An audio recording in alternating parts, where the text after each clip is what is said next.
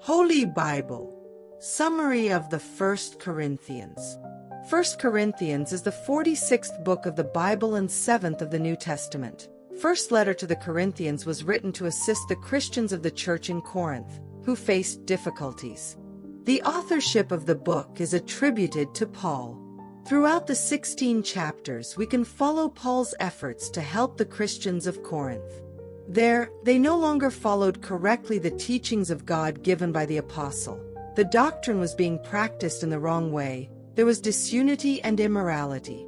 To help the people and in an attempt to reestablish the moral standard of the church in Corinth so that they would return to practice the doctrine correctly, I try as a basis the teachings of the Lord. Paul writes his first letter to the Corinthians with several instructions.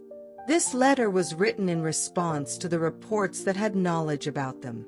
Through the letter, the apostle clarifies to Christians, among other things, issues such as the need and importance of staying united, instructs men and women on marriage, shows the importance of veiling for women, speaks about the freedom of Christians, asks them to flee from idolatry, because some people offered sacraments to idols, guides them on the care of spiritual gifts, reminding them that the gifts are different but operated by one Spirit, and reminds them of the resurrection.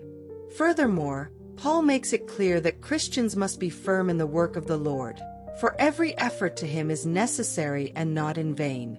Watch, be steadfast in the faith, carry on manly and strengthen yourselves. All your things be done with love. 1 Corinthians chapter 16 verses 13 and 14. Therefore, in this book we can follow the commitment of the Apostle Paul to help the Christians gathered at Corinth who faced various problems, reminding them of the correct practice of the doctrine and the need to remain constant in the work of the Lord.